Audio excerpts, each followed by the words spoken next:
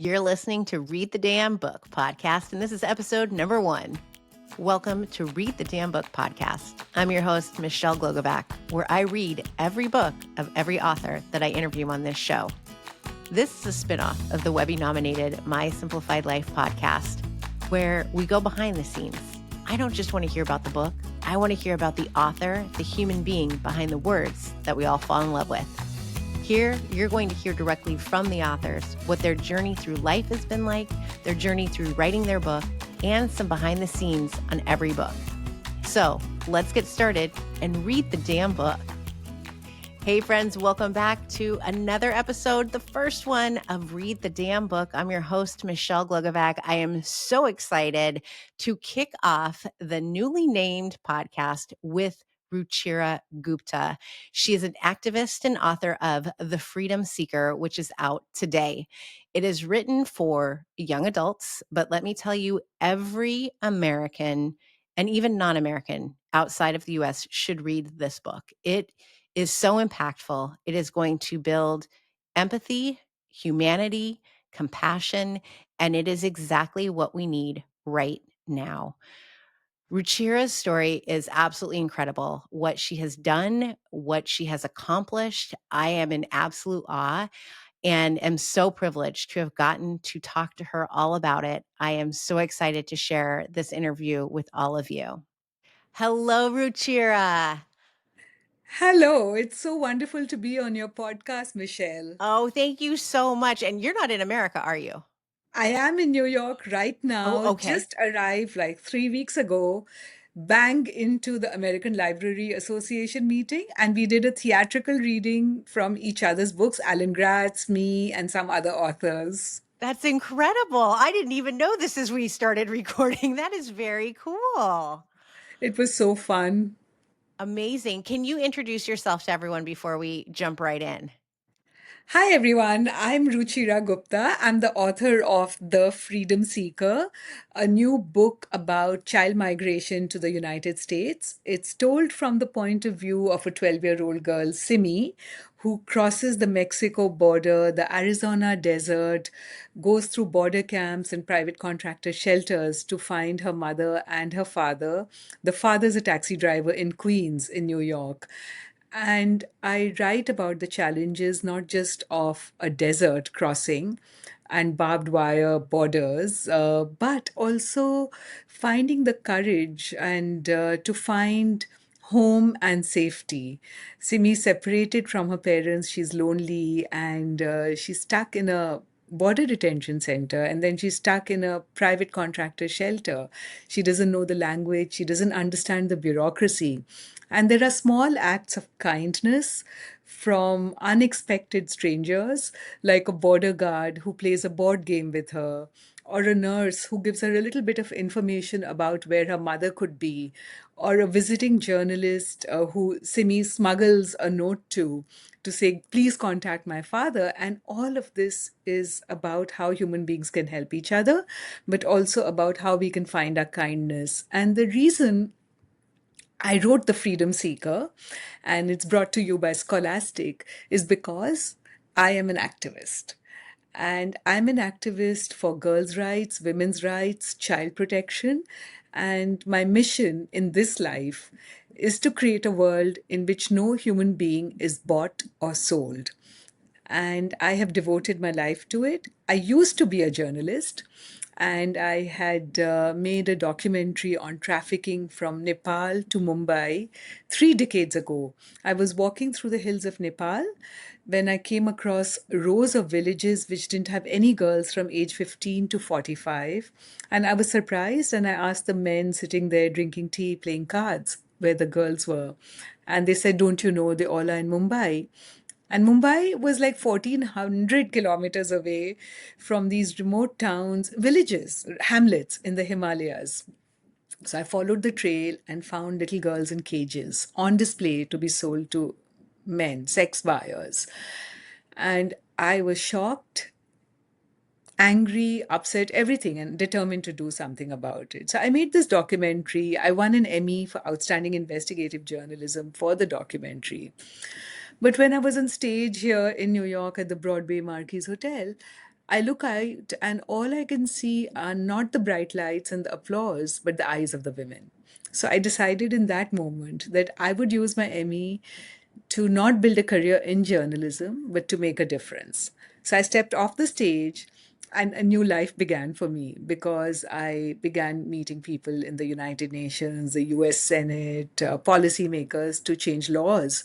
But also, I flew back to the brothels of Mumbai with my award and with the women who had told me their stories in my documentary. Oh, it's called The Selling of Innocence. I decided to set up an NGO called Apne Aap, Women Worldwide.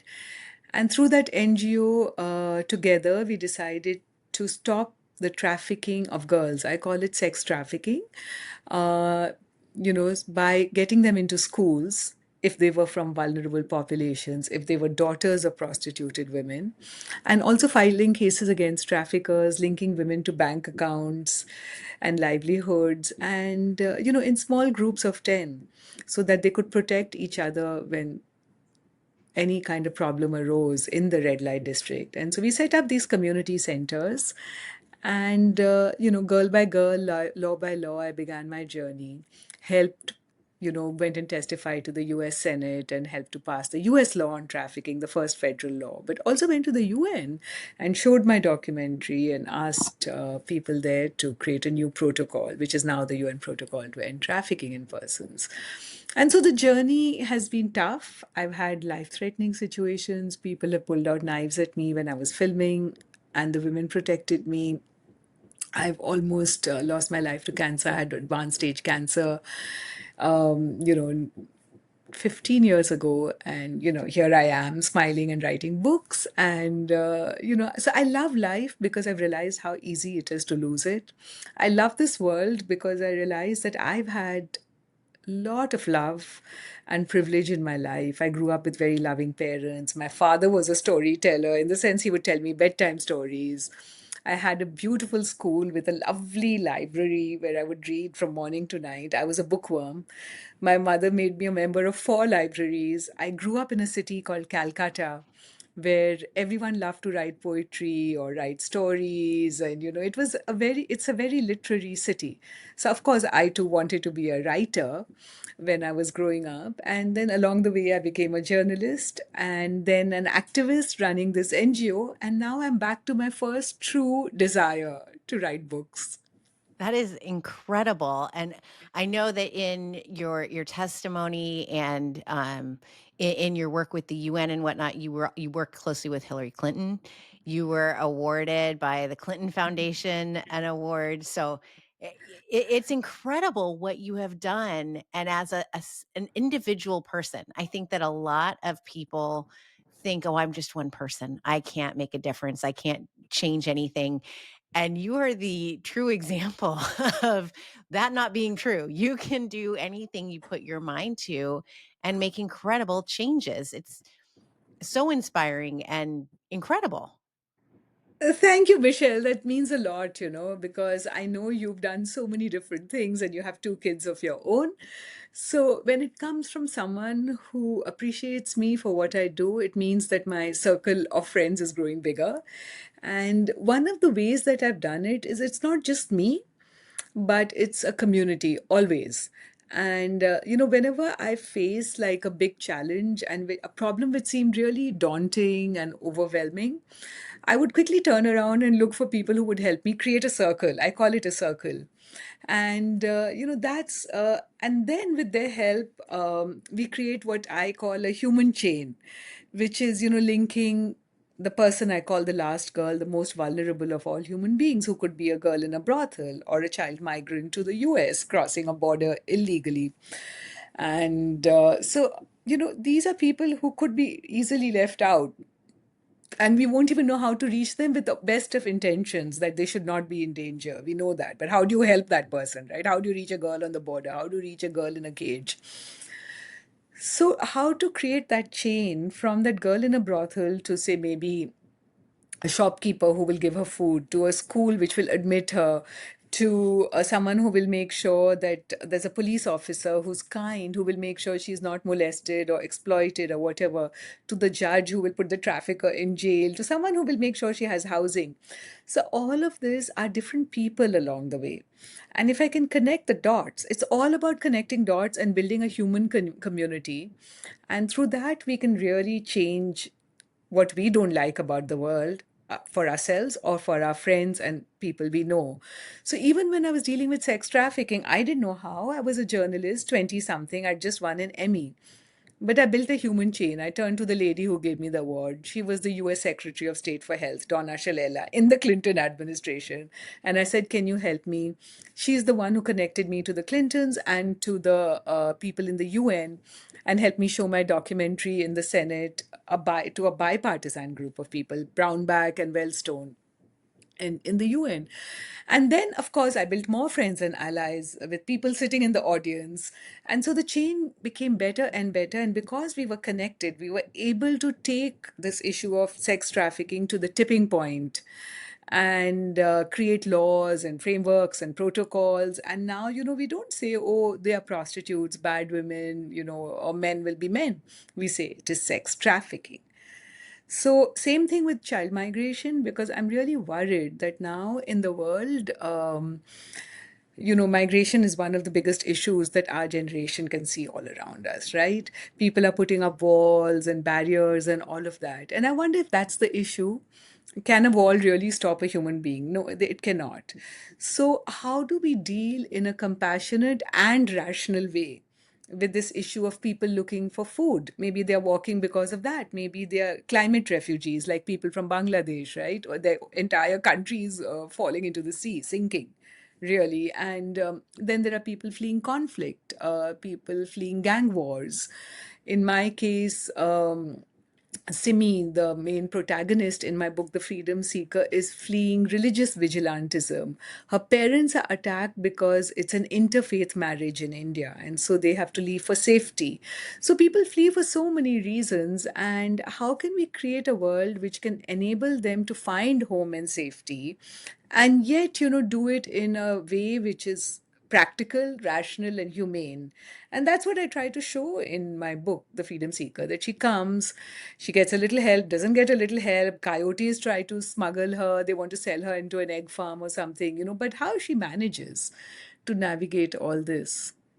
And And how I want real? a human chain. So, writing, just to Yeah. interrupt you, No, just to that's okay. complete one thought that I had, that, that's why writing books, and especially for scholastic, is really important, because I can get the message across to hundreds and thousands of young people who it's happening to, all these new issues in the world today, to them or to people their age, to their parents, to their teachers, librarians. And so my books are for anyone from age 10 to 100.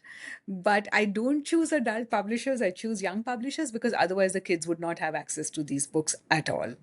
And my idea is that by reading, I'm creating a bigger and bigger human chain and passing on the baton, so together we can sort of create a better world.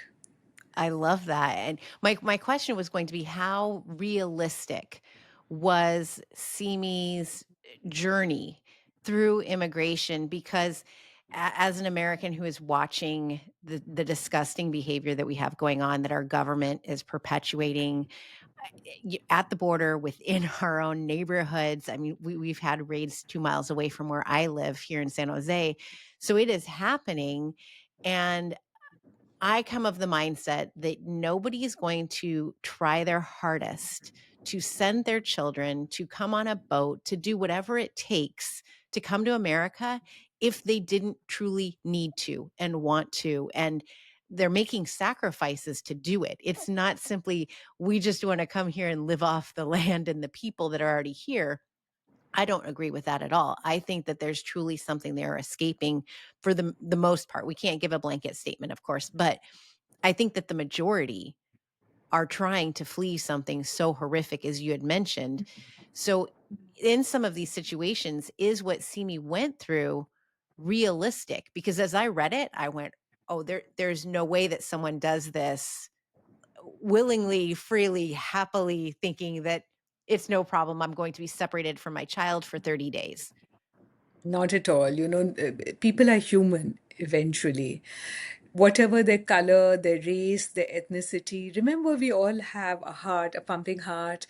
We have a brain, we have a skin, and under the skin, the color of blood is red. We are all the same. So if somebody beats us, we feel hurt. If someone pinches us, there is pain. If someone we love is no longer near us, we feel loss and grief. These are common emotions among all humankind. And I think what we need to do is really learn empathy, because then we will make decisions out of hope and not fear. And what Simi is going through was exactly what kids were going through when I wrote the book 3 years ago. And now the situation is worse. So Simi did have to cross a border with the help of absolute criminal people, coyotes, right? They're called coyotes, they're human smugglers.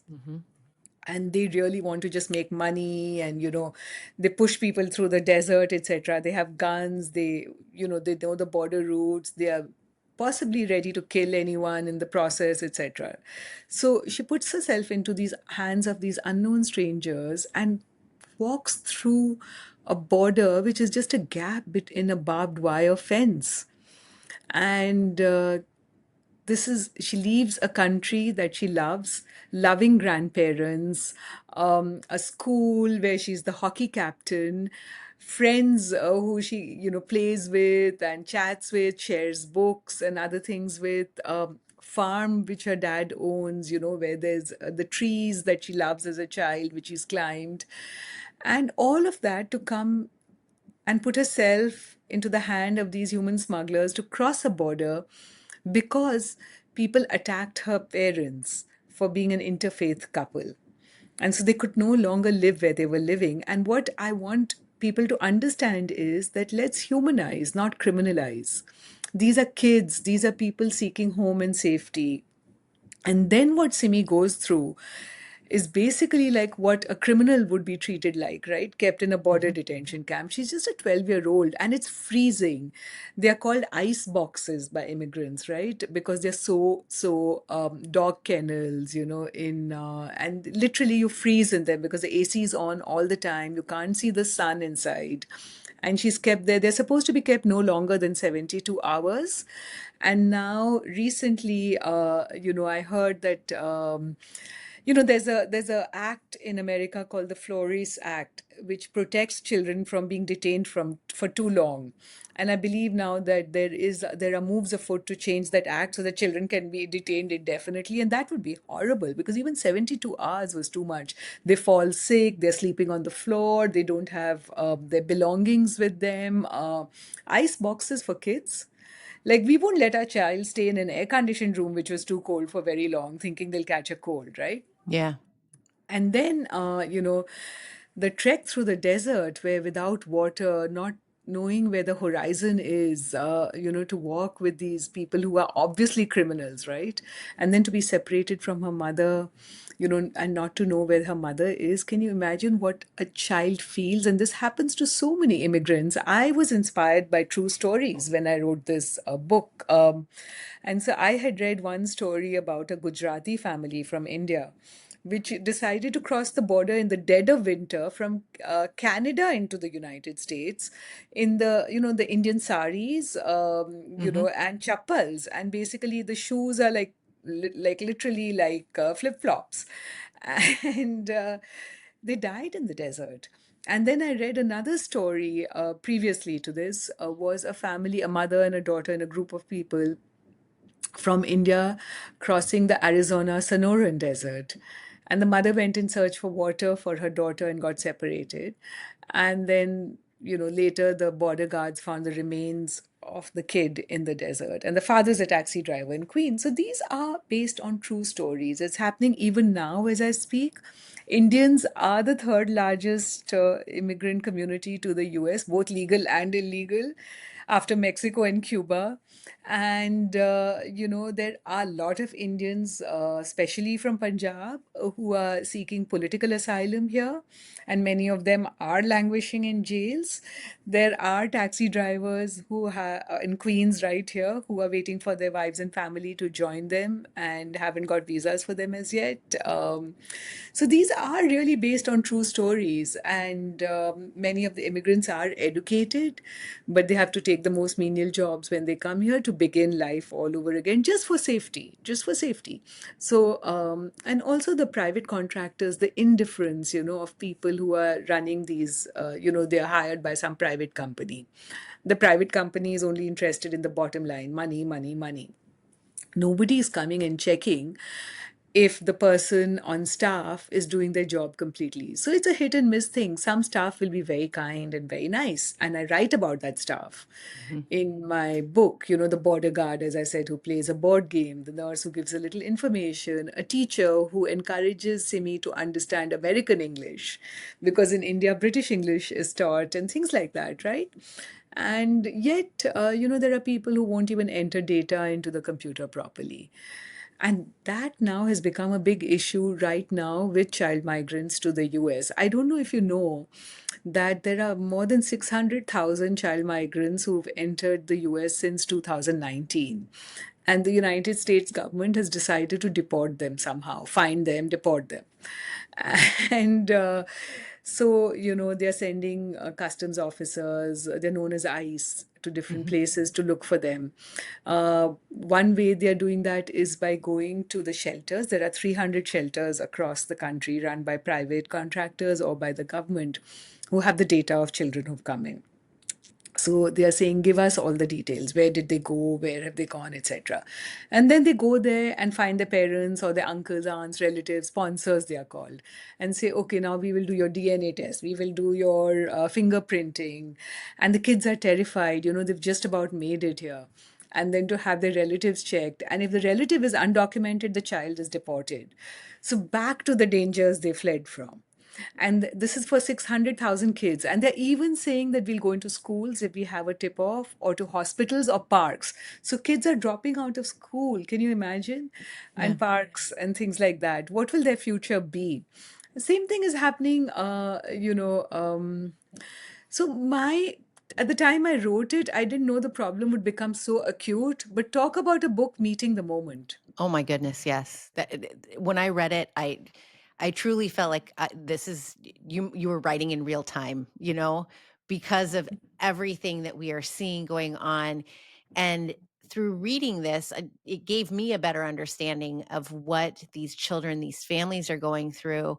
But it also gave me something that I'm tearing up as I'm even thinking this, is that glimmer of hope that we still have people here in America who are willing to help others and who want Absolutely. to.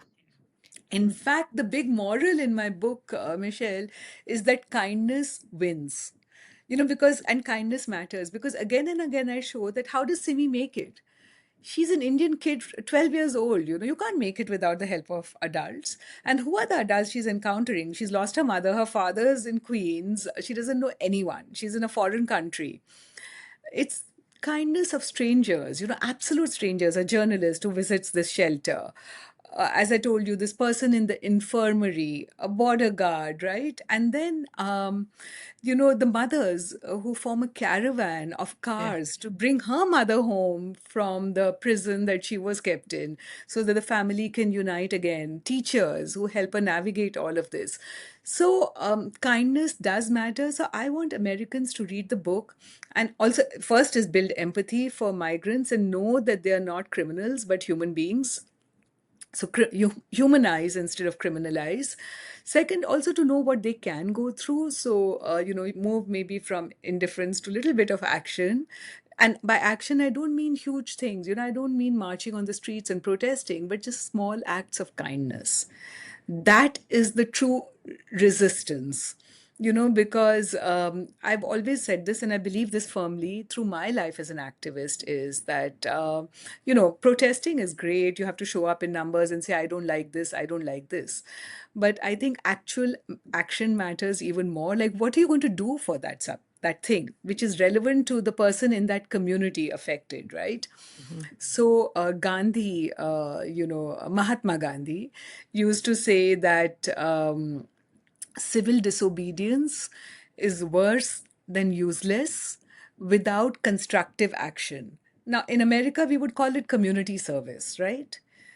It's the same thing, Martin Luther King and beloved community and all of that. So I think we should know that we have the power and that small acts of kindness matter. I think that is the most important message in my book. And you also quoted Gandhi, because I know that I quoted this in my review of to be human, it's more important.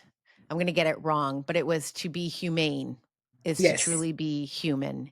And that stuck out to me so deeply because we need to be humane. And what we're seeing right now is the least humane things that we could possibly do to any child, any adult, any human being.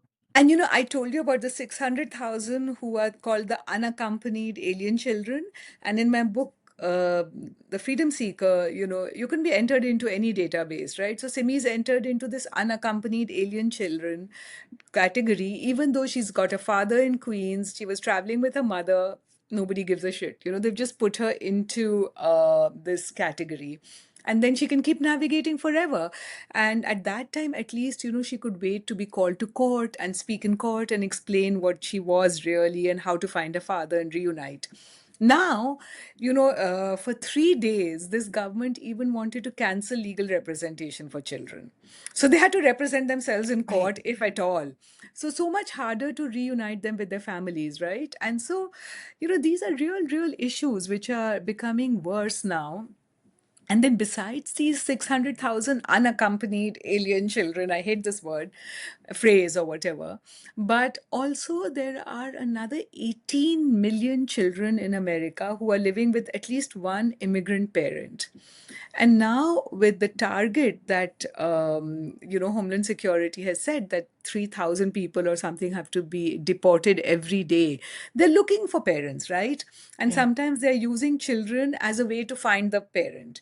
And so, how will a child feel if they know that their loved one is going to disappear and, they might become the reason that the loved one is found? It's so traumatic. So we are almost institutionalizing trauma right now. Hmm. And there is a better way to do it. I'm not saying don't do it.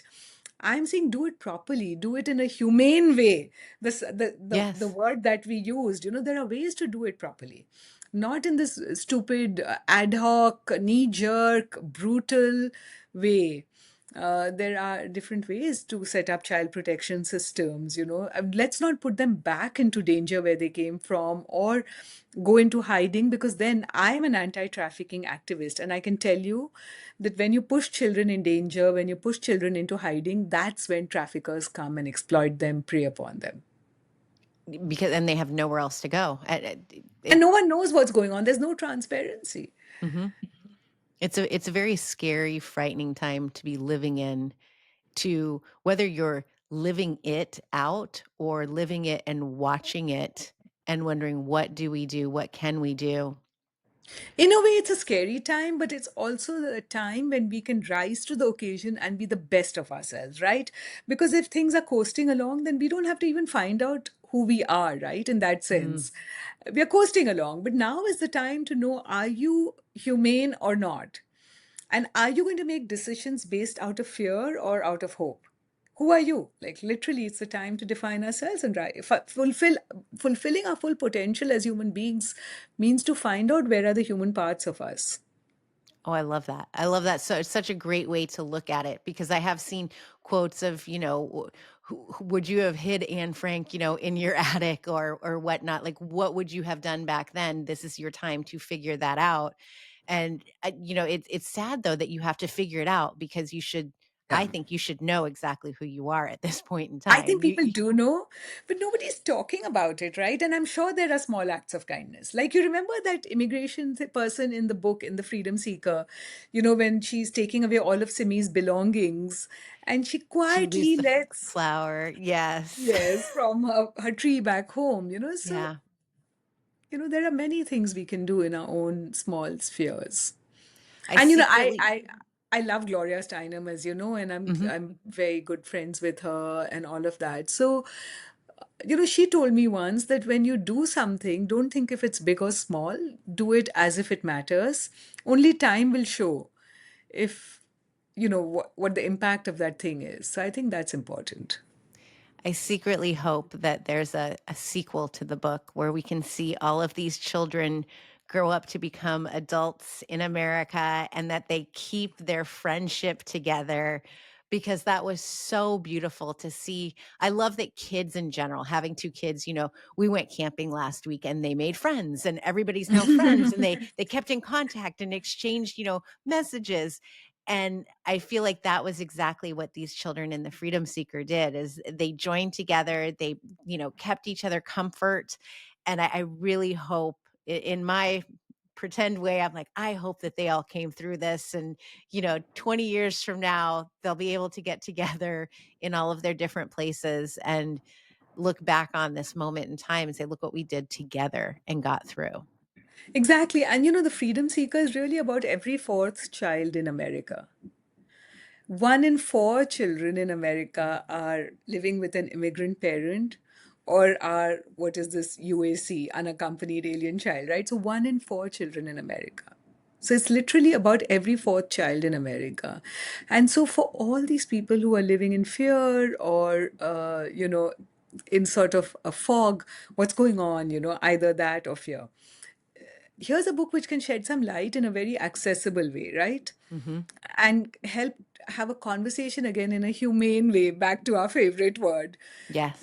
I think it's really important. And what I've done is I've also created like toolkits for book clubs and for educators and for parents, and I'm putting them up on my website slowly because every time I have a conversation with someone, I think, oh, this is one more thing I can do to help.